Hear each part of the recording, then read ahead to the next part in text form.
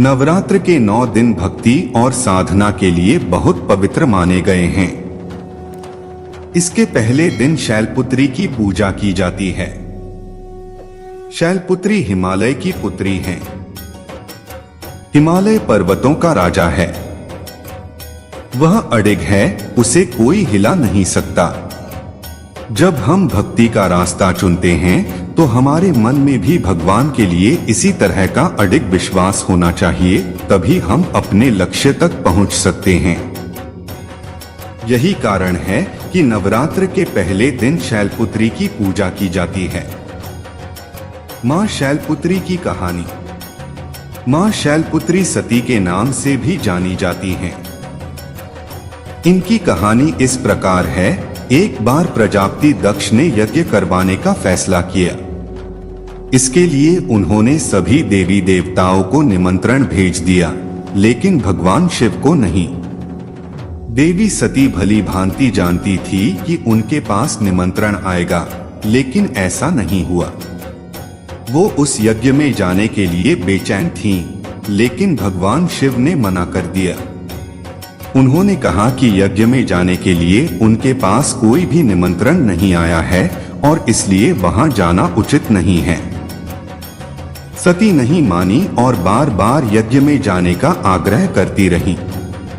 सती के ना मानने की वजह से शिव को उनकी बात माननी पड़ी और अनुमति दे दी। सती जब अपने पिता प्रजापति दक्ष के यहाँ पहुंची तो देखा कि कोई भी उनसे आदर और प्रेम के साथ बातचीत नहीं कर रहा है। सारे लोग मुंह फेरे हुए हैं और सिर्फ उनकी माता ने स्नेह से उन्हें गले लगाया। उनकी बाकी बहनें उनका उपहास उड़ा रही थीं और सती के पति भगवान शिव को भी तिरस्कृत कर रही थीं। स्वयं दक्ष ने भी अपमान करने का मौका ना छोड़ा। ऐसा व्यवहार देख सती दुखी हो गई। अपना और अपने पति का अपमान उनसे सहन न हुआ और फिर अगले ही पल उन्होंने वो कदम उठाया जिसकी कल्पना स्वयं दक्ष ने भी नहीं की होगी। सती ने उसी यज्ञ की अग्नि में खुद को स्वाहा कर अपने प्राण त्याग दिए। भगवान शिव को जैसे ही इसके बारे में पता चला तो वो दुखी हो गए। दुख और गुस्से की ज्वाला में जलते हुए शिव ने उस यज्ञ को ध्वस्त कर दिया। इसी सती ने फिर हिमालय के यहाँ जन्म लिया और वहाँ जन्म लेने की वजह से इनका नाम शैलपुत्री पड़ा। शैलपुत्री का नाम पार्वती भी है। इनका विवाह भी भगवान शिव से हुआ।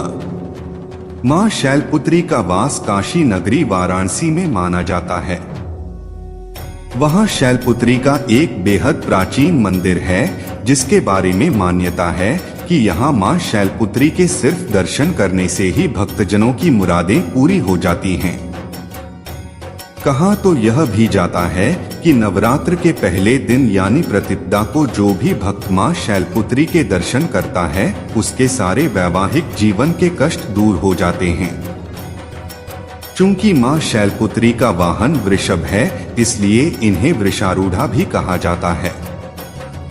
इनके बाएं हाथ में कमल और दाएं हाथ में त्रिशूल रहता है।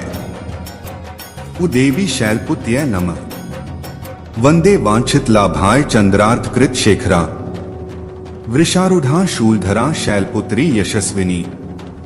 या देवी सर्वभूतेषु मां शैलपुत्री रूपेण संस्थिता। नमस्तस्यै नमस्तस्यै नमस्तस्यै नमो नमः।